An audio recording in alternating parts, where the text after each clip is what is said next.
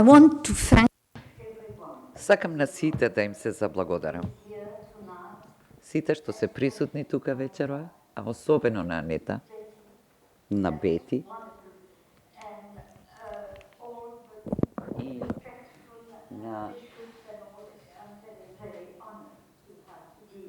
сите, а особено црковников великодостојници кои што се присутни вечерва.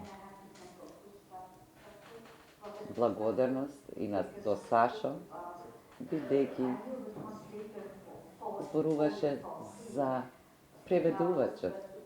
Зборував со Тихомир 3 часа, но за тие 3 часа на вистина длабоко го запознав.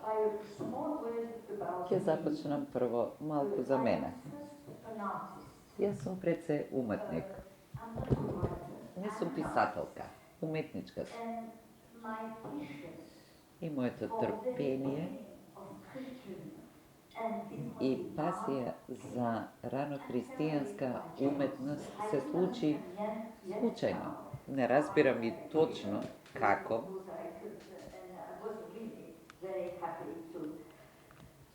но тоа е така. Како започна мојата авантура со вашата земја? Добив покана од Анета и ја прашав дали ја познаваше, дали ја познава Елизабета Димитрова, познат византолог, и дали може да се запознам со неа и со нејзиното дело. Тоа е почетокот на оваа голема авантура. Од тогаш, веќе 20 години, патуваме и ги истражуваме црквите, музеите, манастирите, а големиот проблем секогаш беше каде е клучот од црквите и манастирите за да ги отвориме. Но, сепак успеавме во тоа. Односно, Анета успеваше секогаш.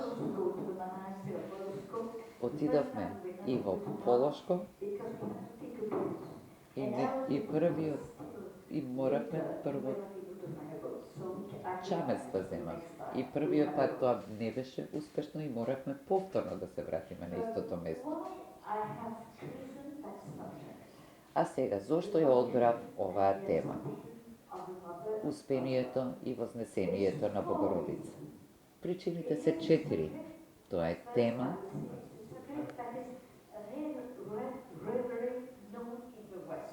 која што не е многу позната на Запад. Католиците генерално се запознаени со вознесението. Но, и покрај тоа, успението се јавува во готската уметност,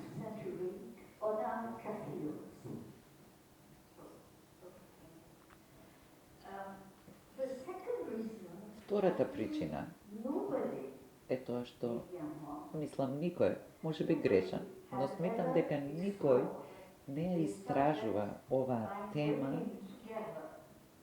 поврзувајќи го истокот и западот и уметничкото творештво на западот и истокот. И тоа е втората причина за оваа книга, а третата е следна. Патувам 36 и повеќе години. Од Финска до Етиопија и наблюдувам и гледам колку интерес пробудува оваа тема, особено кај оние кои не се верници.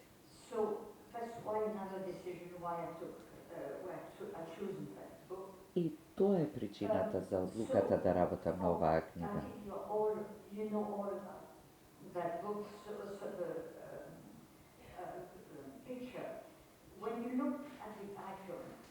Кога ќе погледнете икона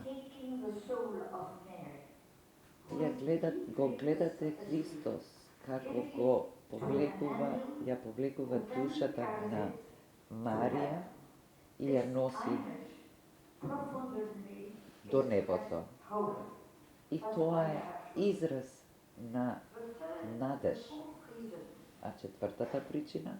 I would say that is really in your Byzantine churches when you enter се византиските цркви.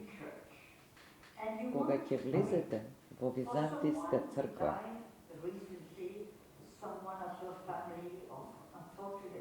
и кога влегувате во звоне, кога ќе почине некој близок, секогаш се оди во источниот дел на црквата, близко до иконостасот и олтарот.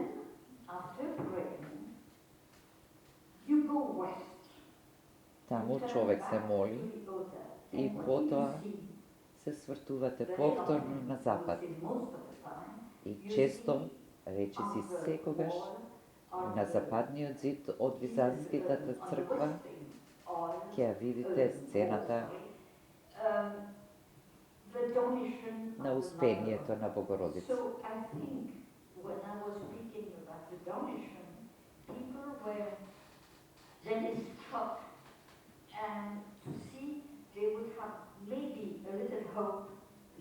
Може би целта на овој приказ е на луѓето да им се даде надеж дека токму Исус Христос ќе им помогне на душата на вашите блиски да се вознесе кон небото, а и да ви даде и вам утоха и надеж за подобри денови. А сега малку за мојата книга. Во воведот покажувам колку се интересни и важни раните прикази на Марија во Рим. Првите прикази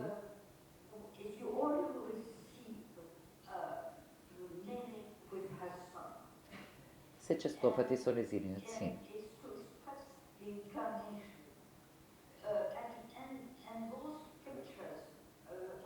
И овие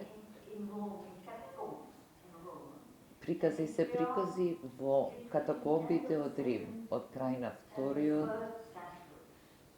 и 3 век. Значи рани прикази. Вторите прикази за Марија, за тоа што покажува колку Марија е важна, е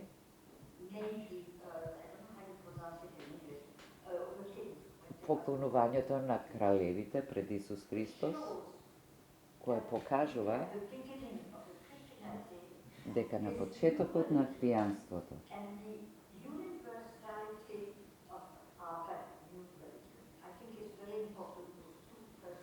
е битна за нејзината универзалност. Потоа, најраниот приказ, и не знам дали е првиот, но неверојатно е, но е тоа приказ на Вознесението, што и се наоѓа во Франција. Тоа го сметам дури неверојатно. Во мојата книга ќе го видите тоа. И сигурни сме дека се работи за Вознесението, бидејќи тоа е инскрибирано.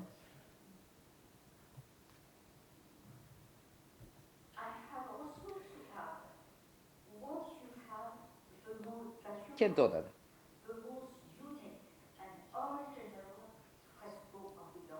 Вие имате, можеби, најуникатниот, го поседувате, најуникатниот приказ на успението.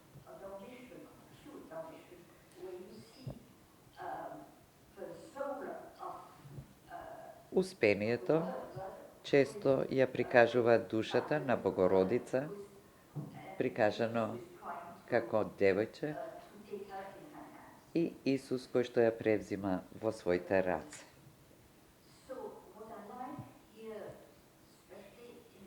Тоа што ми се допаѓа во македонската уметност е уникатната комбинација на духовност и академски ригор.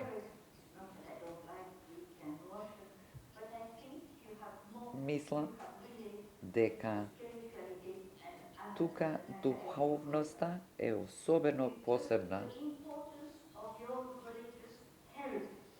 Религиозното наследство е исклучително.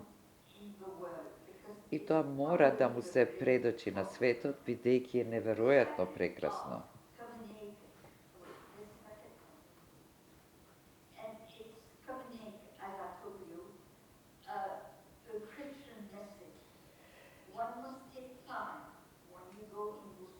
Кога се влегува в црква, треба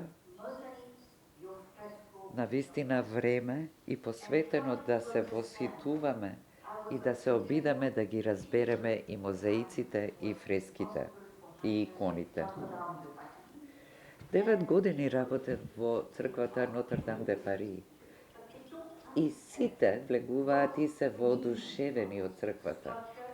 Но никој не ја разбира длабочинската порака на скулптурите и на самата црква. И тоа е важно и за византиските цркви.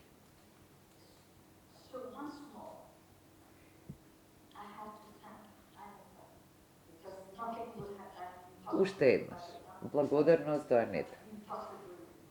Без неа ова немаше да биде можно, ниту без Бети, ниту без Тони, ни Александар.